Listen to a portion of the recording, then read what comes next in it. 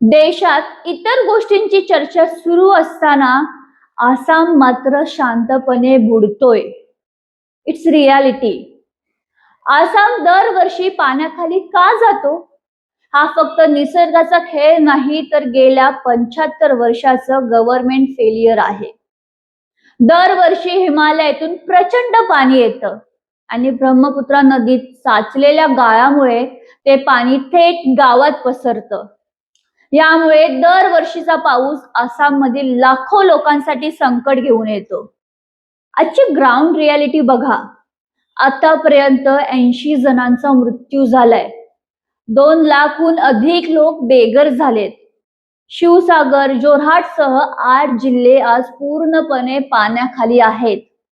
फक्त माणसंच नाही, तर मुके प्राणी सुद्धा जीव वाचवण्यासाठी स्ट्रगल करत आहेत.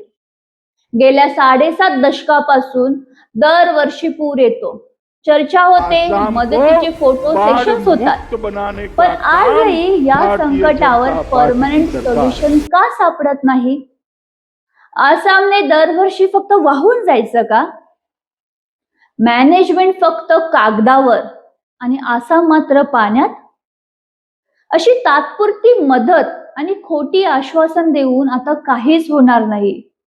आसामला आता कायमस्वरूपी ऍक्शन प्लॅन हवाय.